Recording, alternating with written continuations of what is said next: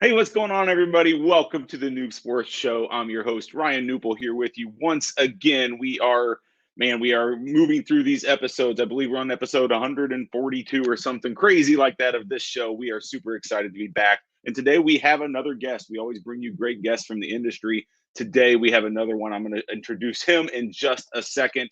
But first, hopefully everybody's doing well. Hopefully everybody's enjoying this crazy sports betting industry, especially here in the United States, as we start seeing things develop and grow, and we're seeing deals being done and lots of things happening. So hopefully you're enjoying that. We have several shows lined up over the next few weeks. So please tune into us on LinkedIn, on YouTube, on Facebook, Instagram, wherever you can find us. We go live with all of our shows. We keep it raw. We keep it live.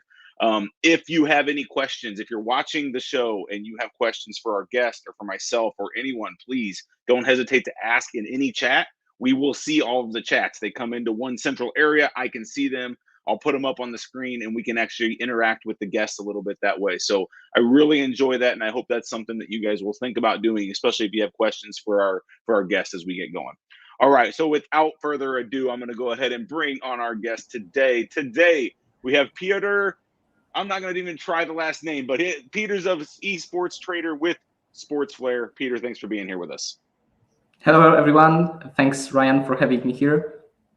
Hey, I'm super excited to have you. For those of you that don't remember, back in episode 136, we actually had Kenny Jang of Sportsflare on. He actually talked all about esports. Sportsflare. So if you missed that show, make sure you go back, watch that show on repeat. We're not going to go through all of the same stuff, but I want to hear about this guy. I want to hear where you came from, Peter. Give us a little bit of background about yourself and how you got into this esports business. Okay, so once again, hello, everyone. Once again, my name is Piotr Peter. I'm from Poland. I'm 21 years old student. I study computer science and econometrics. And I have privilege to work at Sportsflare for more than half a year already as esports trader. Previously, I was working in a different fields, actually. I was building websites for real estate agents in United States. I was also responsible for digital marketing. At some point, I was also doing HR and talent acquisition for one of the American leaders when it comes to automation. So yeah, that's kind of different, but when it comes to my field of study, it's great. Well, that's quite a resume for only being 21 years old. So congrats on the success so far. And I'm excited to see where you head in your career. And I know right now it's at Sportsflare, and I'm excited to hear more about, what does your role entail at Sportsflare? I mean, being an esports trader, yeah, tell us a little bit about what that role means and what that is. So first of all, I would like to joke a little bit about this name, esports trader. I noticed that on LinkedIn, usually people loves to make different names for it. So like odds compiler, data assurance, data specialist, data programmers, etc. All of them, of course, combine the core of the same duties that we are making sure that informations that we are receiving from tournaments organizers and then passing next to bookmakers and other companies are in the most quality form as possible. My daily routine consists of checking on every single match that is going to be featured on one of our partners' websites, checking how Dota, League of Legends, CSGO is doing, checking odds, markets, starting times, all of those things that can probably at some point be broken by some random events. But don't be misled. This task is not that simple, and yet it's very funny and not so boring as it might sound. Yeah, no, I don't think it sounds boring at all, but I guess I have that mind as well. I think odds and really having your hand in a lot of pieces like that is super exciting. So tell us a little bit about Sports Flare at a high level. I know we went into that in episode 136. Make sure you go back, watch that episode, but just give us a little bit, a very high level for those that maybe didn't see that episode, of what Sports Flare is, what your mission is, what kinds of things you guys do for this iGaming industry. Of course, for this task, I believe that the best person will be actually a salesperson who could give a little speech about all the things that we are doing. There is plenty actually that we are doing currently and planning to do next. But our biggest mission is actually to revolutionize esport betting and make it step closer to all of the people who loves to gamble, all of the people who loves to bet. And there is a few products that we are introducing that make so. So first of them, which is like the basic step, I believe, for us, uh, is creating a lot of new markets that are focused heavily on players. So you are able, for example, right now to watch matches such as, for example, Virtus Pro versus Endpoint, and try to recognize who is going to be star of this match and who is going to be the less effective. Um, there's a huge difference between like sport and esport, but it doesn't end there. There is plenty of other things, such as, for example, bet builder, something which is quite well known in a sports industry. Previously, it wasn't well known in esports, so we are very proud to make it so also here. And star of our products, I think, is bet on yourself. You are able to play and bet on yourself during the ranked game in a Dota, League of Legends, Valorant, CSGO, and plenty of other games. Wow. Yeah, I mean, perhaps for people who are not completely into games, it might sound ridiculous to bet like $100, but trust me, even betting small amount like $1 during some kind of party with your friends is going to make things a little bit more spicy and emotional for all of us, for all of the people who are involved. Absolutely. I mean, anytime you have a bet on anything, it actually kind of drives the engagement. It gets you a little more excited. It kind of keeps you interested a little bit further.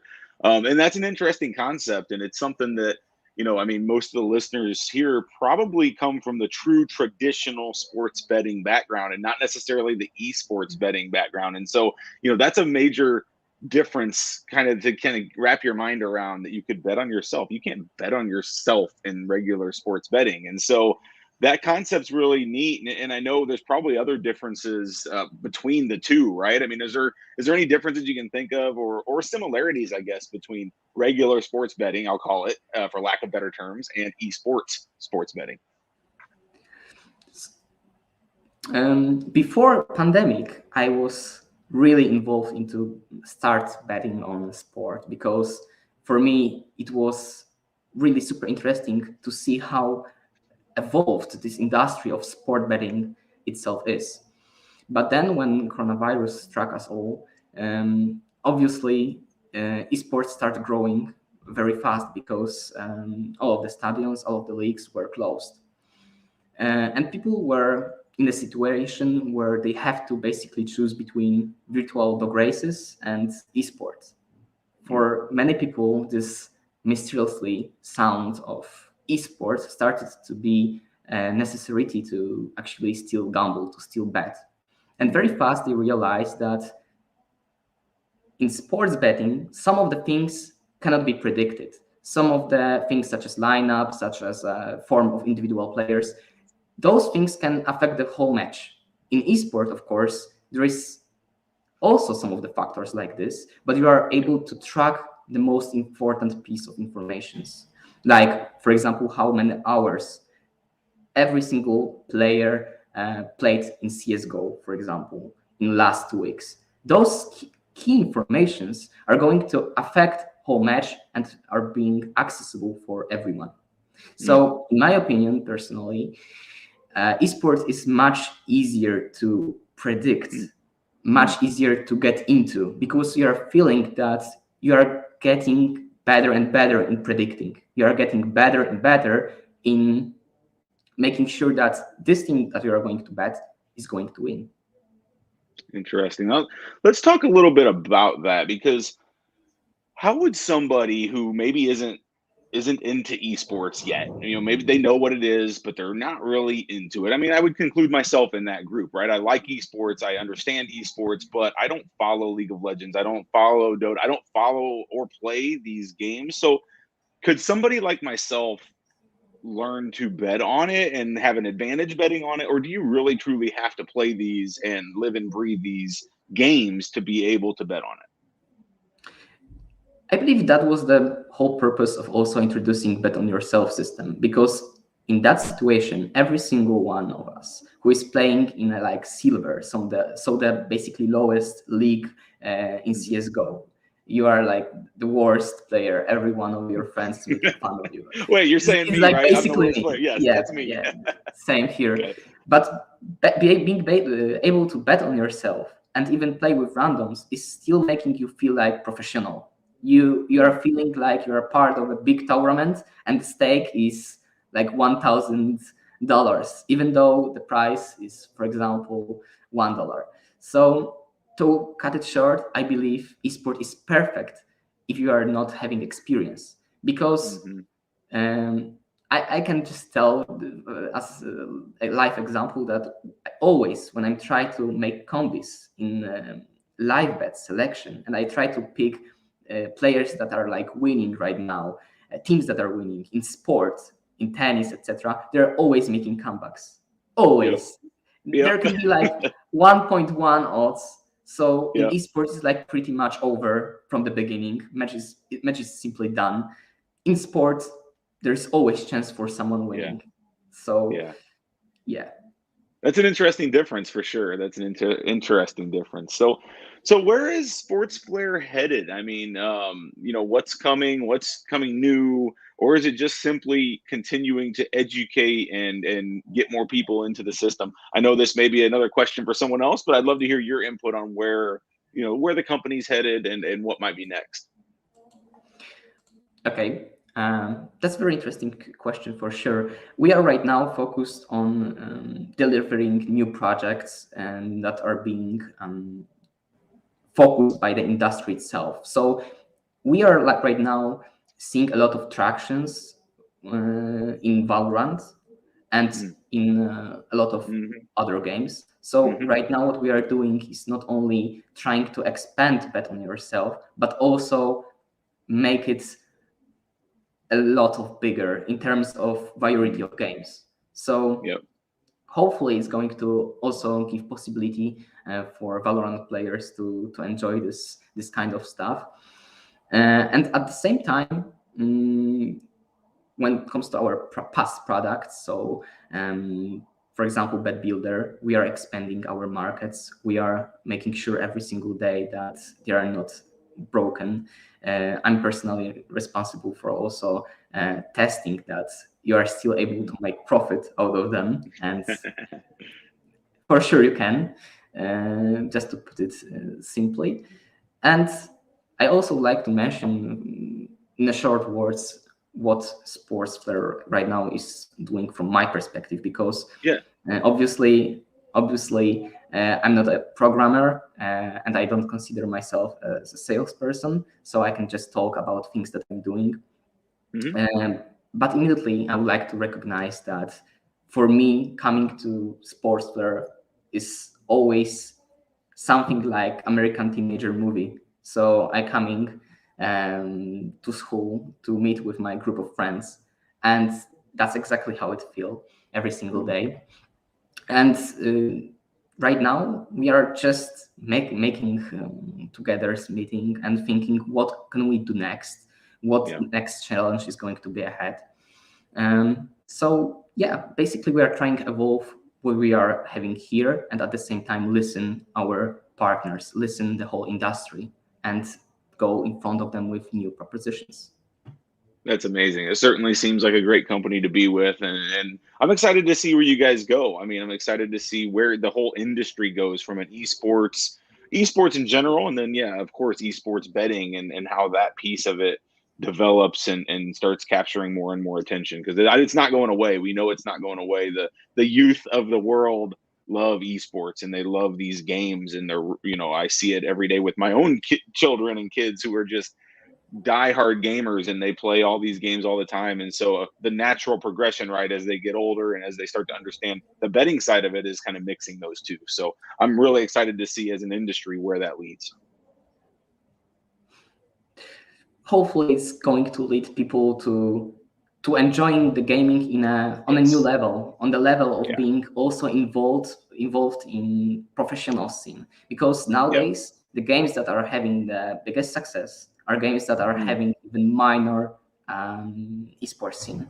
The great example is a success of, for example, Brawlhalla, the game which is like one of the smallest ones, but with a small esports scene and with very involved, very deep community, which is try harding every single day. They are growing and they are like still making new updates. They are going on new devices, and this is amazing. And I believe that's the future of esports.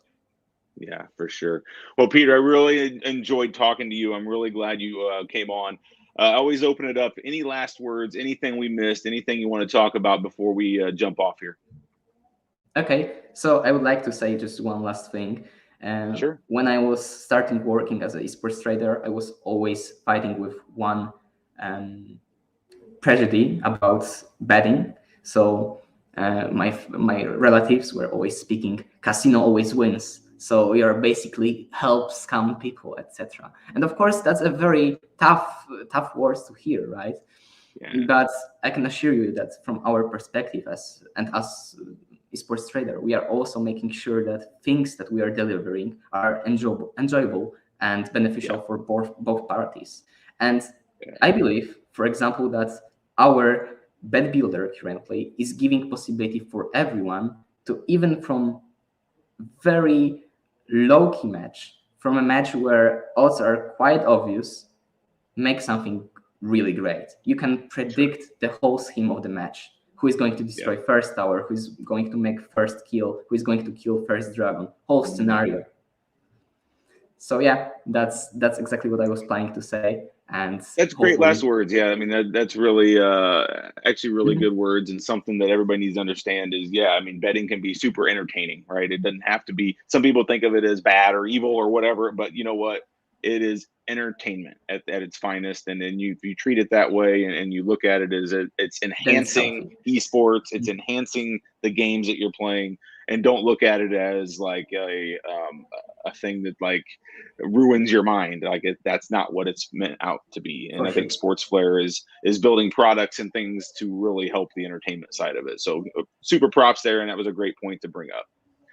But Peter, I really appreciate it. I'll let you go. I know you're a busy guy. You got to get out there, get those odds set, get those, do what you do, test those games, and make things happen over at Sportsflare. So really had fun with you on the show, and I invite you back anytime you feel. Thank you very much.